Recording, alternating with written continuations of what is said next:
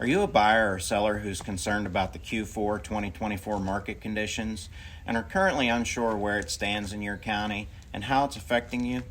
Well, stay tuned and get the real data, because knowledge is power, and we want you to come to the market with that power. This is the Market Data Housing Report for August 2024.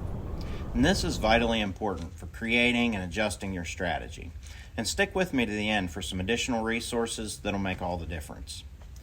The data that we have is pretty much the industry standard for data here in Texas, and especially in East Texas. It comes from the Texas A&M Real Estate Research Center, and this is the information that's directly fed to them from the local MLS boards. That information is put in by myself and other local agents. So this is true and accurate data, not a bunch of folks guessing based on limited data or national data and applying bias. After comments on my last video about the shift in the market and the data that I broke down to explain what all of this data means and how to use it, the comments that I got were about the source information from A&M not being really user-friendly to people outside of our industry, and that my explanation really helped.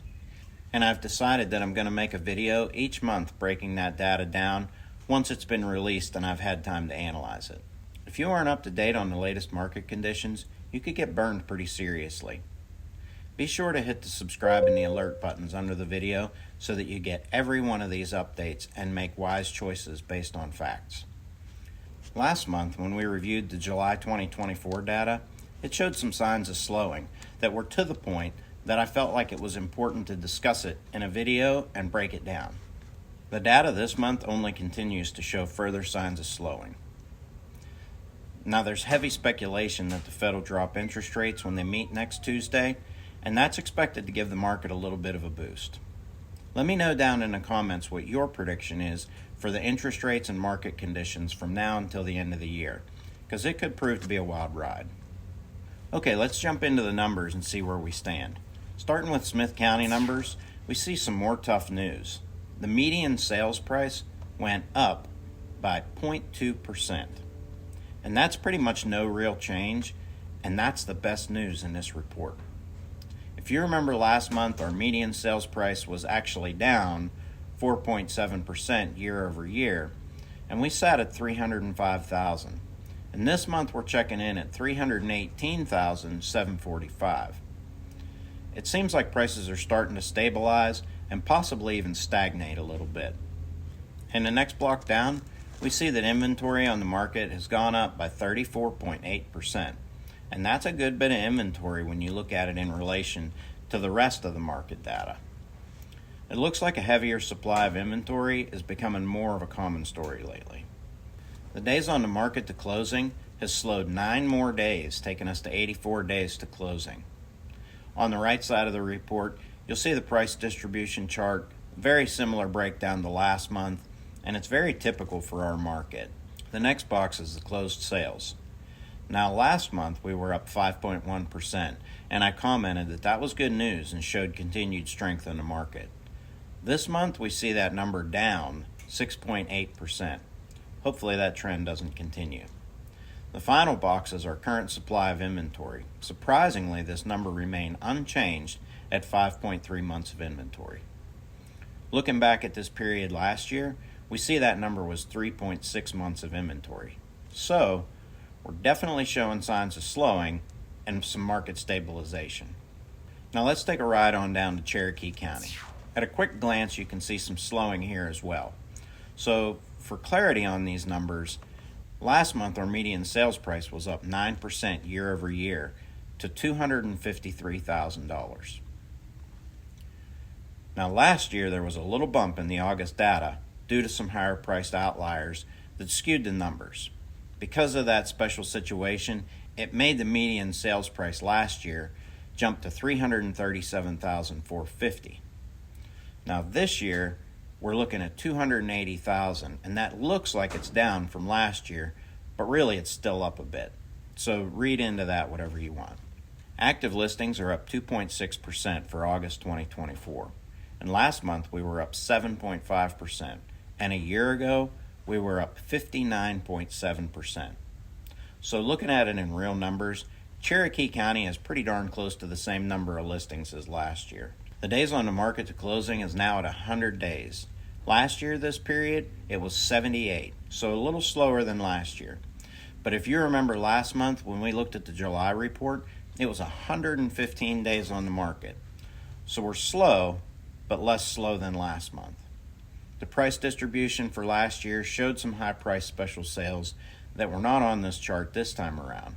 The next two blocks are just tough news, period. Closed sales are down 65.3%. The real estate market appears to have come to a screeching halt in August in Cherokee County. Since the July numbers finished out the month up 13.2%, August just turned out to be disappointing. And if you recall the market report last month where I said that Cherokee County hit a perfectly balanced market at 6 months worth of inventory, well, this month the data shows we're at 6.3 months of inventory compared to 5.4 months last year. Now heading north, let's take a look at Wood County. Wood County median sales price is up 1.8% year over year.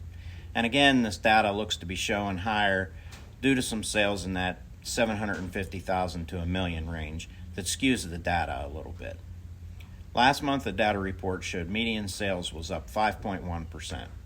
Active listings are up 38.7%, which feels like a lot, and it is, but last month that number was 47.3%. So we're picking away at some of that inventory overload. The days on the market checked in at 90, and that's up about 2 weeks from last year's number. Again, the price breakdowns show a few outliers that skewed the numbers slightly, and closed sales are up 11.1%, and that's pretty good news. The inventory seems to be staying pretty stable right now, with 7.1 months of inventory this go around. If you remember last month, that was 7.2 months. Going back to last year, we had right about 5 months of inventory. So the inventory numbers definitely have grown a good bit, and that's good news for buyers. Now before we go to Rains County, this is a good place for me to put in a plug for my next video about what I'm seeing and experiencing out here on the streets, along with some vital information about how buyers can buy better and get a great deal, and how sellers can get their house sold fast. Click that subscribe and alert bell down below so that you don't miss that video. It's free to subscribe, but the benefits are priceless. Also, if you find these market report videos to be helpful and useful, click that like button so that I know that it's effective content providing you value. Show me a little love. Okay, back to the Rains County report. Now remember that I said Rains County is different, and it's not your typical marketplace. But unfortunately, the August report continues to show slipping in the market there. Now we see that the median price is up 36.8%. However, right beside that, you'll see that it includes some sales over $1 million that pulled those numbers up. And that reminds me to mention an amazing 127-acre ranch that sits right beside Lake Fork that's priced under $1 million.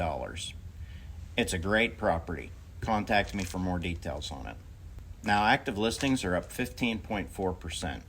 Last month, it was up 12.9%.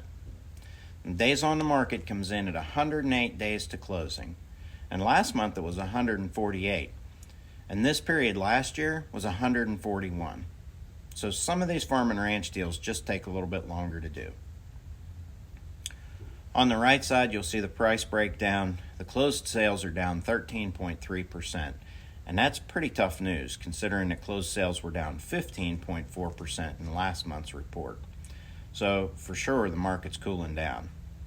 And if you remember me saying last month that they were sitting on 8.2 months of inventory, this month that number's grown to 9.1 months of inventory. So the general trend across East Texas has been a slowing of the market. If you're a buyer, this is good news, and I can help you sniff out a bargain. I've been able to work some incredible deals in the last couple of months that would not have been possible this spring. And if you're one of the folks looking to sell, get in contact with me, and I'd be happy to give you the feedback that I've been getting from my buyer clients that'll be the secret to getting your house sold. I'm Jeffrey Larry, a broker associate with Interlink Real Estate Services in Tyler, Texas, and I'm dedicated to helping my clients succeed in real estate. Interlink's been serving East Texas since 1995. We've been around a while.